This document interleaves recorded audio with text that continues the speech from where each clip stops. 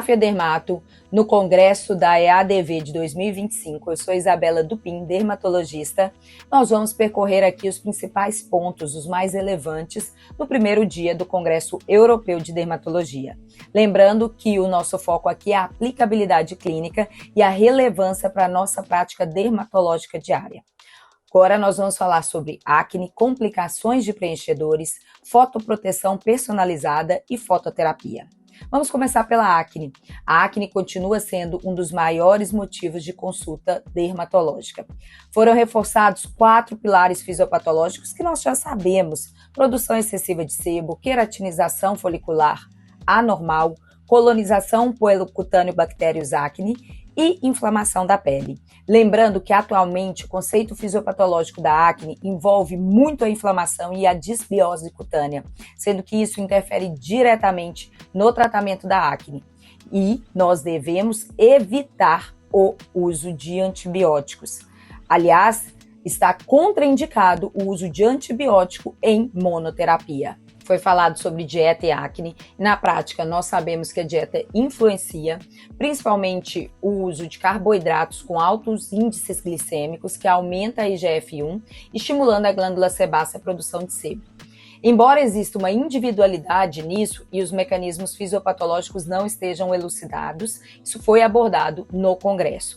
Porém, em relação ao tratamento, a base é o skincare adequado. Skincare com sabonete suave, aliás, higienizadores suaves, né? A gente não deve agredir muito essa pele, lembra da inflamação, a hidratação adequada e a fotoproteção adequada, protetor solar quando for expor ao sol.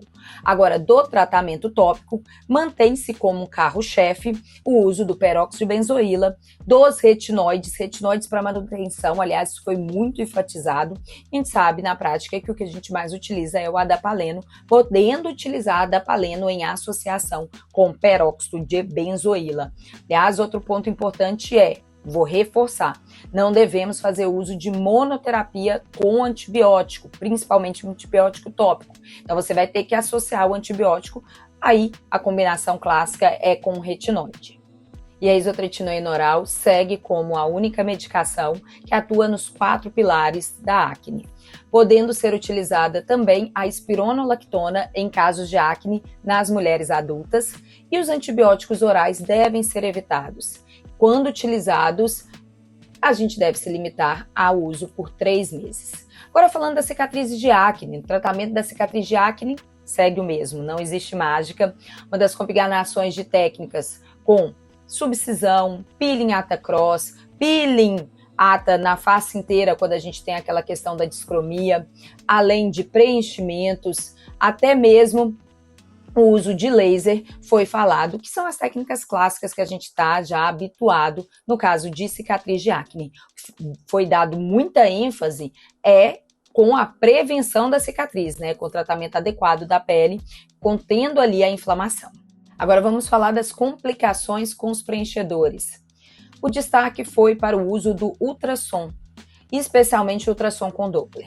Eles posicionaram lá que localizar o produto, os vasos, o plano que o produto está é fundamental. Seria como um GPS na prática da estética.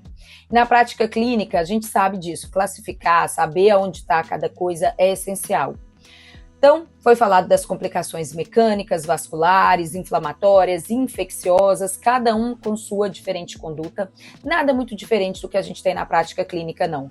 O destaque realmente foi para o uso do ultrassom, que vai aumentar a segurança tanto no diagnóstico quanto no tratamento das complicações. Por exemplo, guiar a hialuronidase diretamente no depósito de ácido hialurônico é o que realmente tem mais eficácia. Agora, eu vou te falar de um ponto de destaque no uso da hidroxapatita de cálcio na estética. Eles estão utilizando para biomodulação a hidroxapatita de cálcio super diluída, e isso para melhora da qualidade tecidual. A gente tem utilizado aqui também, mas a gente sabe que na prática clínica isso tem uma controvérsia, sendo utilizado por lá e aqui também. Além disso, eles também têm feito aquela associação da hidroxapatita de cálcio com preenchimento de ácido hialurônico, pensando ali na sustentação. Tanto o uso em conjunto no mesmo produto, quanto o uso de produtos separados ali na mesma região. Agora vamos falar de fotoproteção? Isso mesmo. A fotoproteção agora eles reposicionaram, uma fotoproteção gourmet. Eles disseram o seguinte: vamos utilizar o termo fotoproteção médica personalizada, que não é simplesmente passar um protetor solar. Ela deve ser ajustada ao perfil do paciente, se ele possui alguma patologia ou não, e aos mecanismos predominantes de dano daquele paciente específico. Na prática, gente, é a gente fazer aquilo que a gente já faz mesmo, é um nome ali, um termo que eles passaram a utilizar. A gente deve lembrar que a gente não tem que considerar só o UVB, nós sabemos disso, a gente tem que considerar o UVA, luz visível do sol também, né? No melasma e na hiperpigmentação, enfatizaram o uso dos pigmentos com os óxidos de ferro, que são importantíssimos e que tem que usar uma camada grossa, fazer aquela cobertura inteira. E para os pacientes que tenham alto risco oncológico, filtro de amplo espectro, eles estão utilizando a nicotinamida oral, 500mg 2 vezes por dia, e os reparadores de DNA tópico fica exatamente para esse caso, tá? Então, quando a gente tem ali aquelas alterações já, ou então de câncer de pele, né? Já teve história familiar de câncer de pele muito significante, também já teve um câncer de pele, aí a gente pode usar esses reparadores de DNA que estão presentes em produtos de skincare. Sabe que isso encarece muito o skincare e que a gente deve olhar ali para a individualidade, não é para todo mundo. Vou colocar um ponto aqui para vocês, trazer aqui um ponto prático para vocês, que eu não coloquei no começo, mas eu acho que é válido eu colocar aqui agora, que eu já até senti que eu já dei uma aqui fazendo esse vídeo para vocês, às vezes a gente até erra um pouco no português, me desculpem. Olha, não é fácil fazer a cobertura desses eventos, é muito prazeroso, muita informação. Filtrar todas essas informações para vocês é algo que eu gosto muito, mas vou lembrar você que a gente tem uma diferença de fuso horário e que essa adaptação é difícil, e além disso as palestras são em inglês. Tudo bem, até aí. O problema é que é um congresso europeu e que nem todo mundo fala o inglês nativo, né? Então a gente lida ali com inglês de diferentes sotaques. Teve um que me chamou muita atenção, que foi um sotaque chinês, foi difícil, e teve um espanhol, que ele ainda era super acelerado, e ele falou assim: olha, gente, vocês pegam aí a palestra, quem não é acelerado igual a mim, vai com tudo, porque, gente, juro, ele fez a palestra dele no 2.x com inglês e espanhol. Com inglês e espanhol. Isso é até gostoso, porque a gente vê também, assim, na prática, que tudo bem a gente falar com sotaque, entendeu? É normal, é aceitável, e é super aceitável, e ali vai se passando isso. Mas realmente fazer esse resumo, a cabeça ela fica ali muito, antenada e fica cansada. Então vocês vão ver aqui que tem um certo cansaço. Então vamos lá. Na parte da fotoproteção, teve, claro, o assunto do momento, que a gente acha que é só aqui, né? Mas não é só aqui, não. Sobre deixa eu ver, como é que eu digo? Essas informações incorretas a respeito da proteção solar, do uso de protetor solar tópico, que levaria a um aumento de câncer de pele. Então, isso tá girando o mundo inteiro, viralizou, né, no mundo inteiro.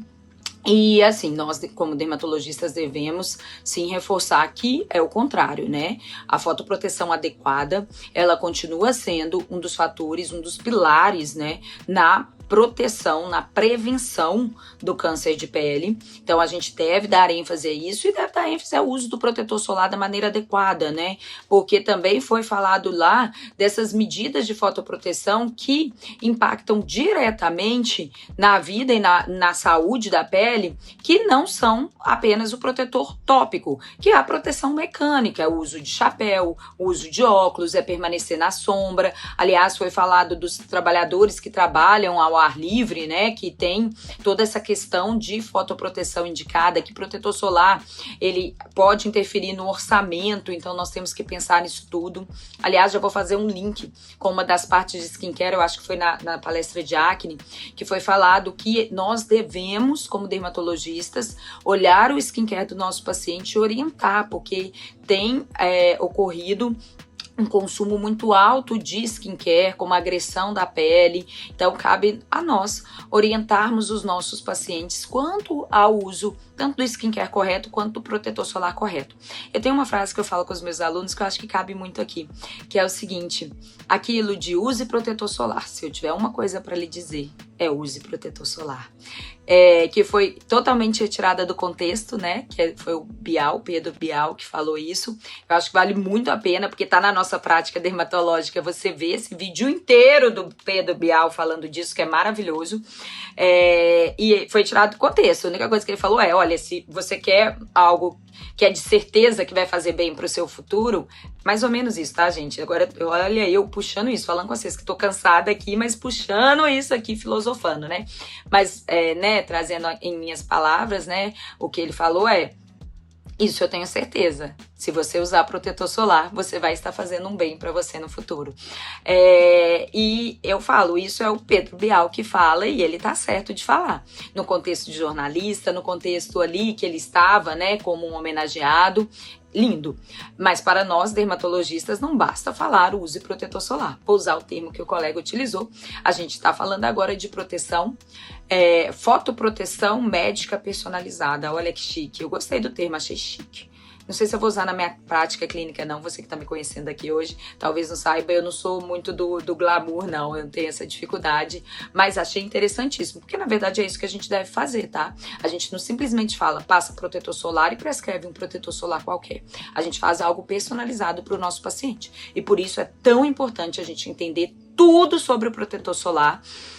Lembrando você que a gente vai falar de maneira mais específica sobre isso numa live, né?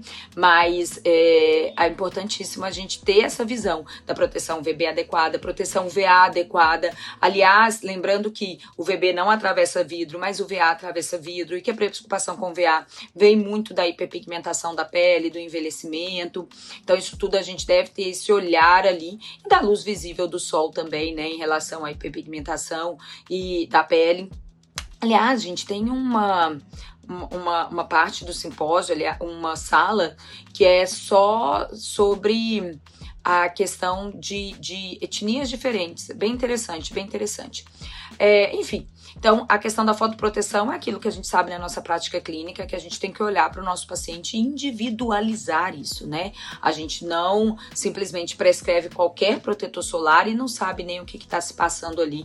A gente deve saber sim qual é o espectro de proteção, a gente deve orientar o nosso paciente quanto ao uso correto do protetor solar, sempre quando for expor ao sol, né?